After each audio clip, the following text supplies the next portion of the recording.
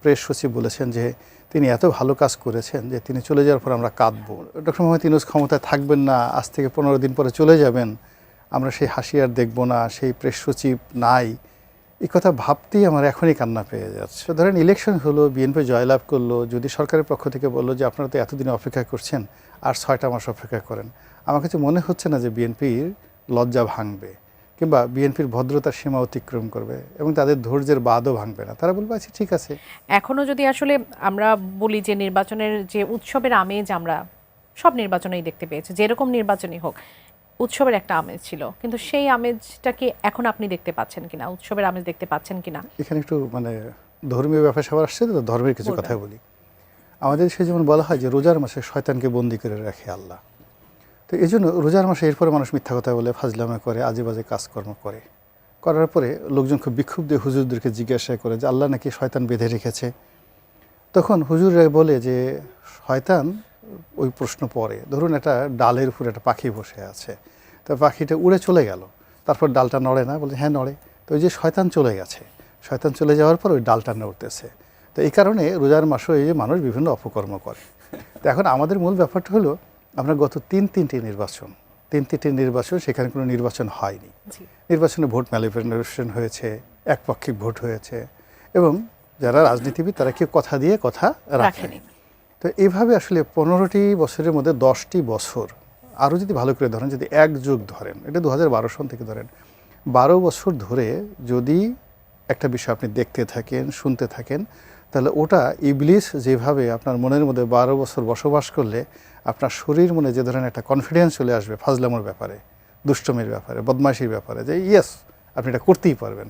তো ওই রকম নির্বাচন না হওয়ার ব্যাপারে আমাদের যে সন্দেহ, আমাদের যে অবিশ্বাস, এটা মোটামুটি পার্মানেন্ট হয়ে গেছে। এখন ডক্টর মোহাম্মদ ইউনূস সাহেব তো একটা ম্যাজিক নিয়ে আসছেন, he is a magical man. তারপর তিনি কিংবদন্তির একটা নির্বাচন উপহার দেওয়ার প্রতিশ্রুতি করেছেন। তো এটা ইতিহাস সৃষ্টিকারী নির্বাচন। তারপরে তার প্রেস সচিব বলেছেন যে তিনি এত ভালো কাজ করেছেন যে তিনি চলে যাওয়ার পর আমরা কাঁদবো। তো এই কথা শুনে তো আমার এখনই কান্না পাচ্ছে। এমনি ছোটোকাল থেকে আমি শীত কাঁদনের লোক আর কি, কিছু হলে আমার খালি কান্না পায়। তো এখন ডক্টর মোহাম্মদ ইউনূস ক্ষমতায় থাকবেন না, আজ থেকে 15 দিন পরে চলে যাবেন, আমরা সেই হাসি আর দেখবো না, সেই প্রেস সচিব নাই, এই কথা ভাবতেই আমার এখনই কান্না পেয়ে যাচ্ছে। নির্বাচন নিয়ে আমার চিন্তা করার কোনো সময় নাই। এটির প্রেক্ষিতে একটা কথা মনে পড়লো, দ্য পোস্টের একটি পোস্ট নিয়ে, একটা সংবাদ নিয়ে এক ধরনের মাঝখানে আর কি বিতর্ক তৈরি হলো এবং সরকারের পক্ষ থেকে সেটা নিয়ে এক ধরনের বিবৃতিও দেওয়া হয়েছে। বিতর্কটা এরকম ছিল যে গণভোটের পর অন্তর্বর্তীকালীন সরকার আসলে যাচ্ছে না, তারা আরও 6 মাস তারা থাকবে এবং এরপরে তারা 6 মাস পর তারা হয়তো বা যাবে। এরকম কোনো ইকুয়েশন কি আছে যে গণভোটে যদি হ্যাঁ জয়যুক্ত হয় এই সরকার কন্টিনিউ করবে? এটা থাকতে পারে, আবার থাকতে পারে, থাকার সম্ভাবনাটাই বেশি। এখন আমাদের হলো কি, প্রধান বিরোধী দল এখানে এই মুহূর্তে রাজপথে যেটা আছে, বিরোধী দল না তো সরকারি দল, সেটা হলো বিএনপির ধৈর্য, শৌর্য, ভদ্রতা, নম্রতা এমন একটা পর্যায়ে চলে গেছে এবং বিএনপির লজ্জা শরমে এমন একটা পর্যায়ে উঠে গেছে, আপনি বলে এক্সট্রিম লেভেলের লজ্জা, এক্সট্রিম লেভেলের ভদ্রতা।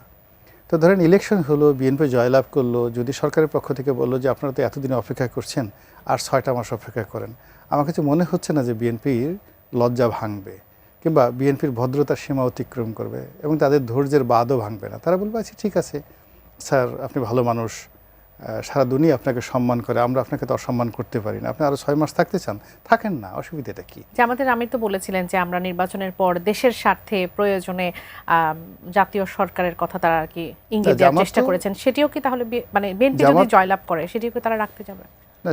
সেটা আবার ভিন্ন প্রসঙ্গ। কিন্তু ডক্টর ইউনূসের ব্যাপারে জামাতের বক্তব্য হলো, ডক্টর ইউনূস হলেন আল্লাহর দেয়া একটা নিয়ামত, আল্লাহর পক্ষ থেকে বিশেষভাবে বাংলাদেশের জন্য স্পেশালি ডিজাইনড একটা নিয়ামত নাজিল করা হয়েছে। কাজী এই নিয়ামতের তারা শুকরগুজার করবে এবং এই নিয়ামত যেন আমরা হারা না হই, আমাদের এই জনগণ যাতে দুর্ভাগ্যের শিকার না হয়, এই জন্য জামাত শেষ দিন পর্যন্ত চেষ্টা করবে দোয়া দুরুদ পাঠ করে যেন ডক্টর মোহাম্মদ ইউনূস থাকেন। তো কাজী নির্বাচনের মতো হচ্ছে, আমরা যারা আমজনতা আছি, আমরা সাধারণভাবে নির্বাচন আমরা হচ্ছে, তারেক রহমান সাহেব ছোটাছুটি করছেন, জামাতের আমির ছোটাছুটি করছি, আমরা এই শরীয়তের মধ্যেই থাকি। মারফতের যে বিষয়টা, এটা যারা আমাদের সাথে ভালো জ্ঞানী তাদের কাছে থাকুক, যে কিভাবে ভোটের ফলাফল তৈরি হবে, কিভাবে ফলাফল কতদিন পর ঘোষণা করা হবে, ফলাফল ঘোষণা করার পর সরকার কতদিন থাকবে, 6 মাস থাকার পর সরকার কি করবে, এই বিষয়গুলো মারেফতের রাজ্যে থাকুক বলে আমার কাছে মনে হচ্ছে আর কি।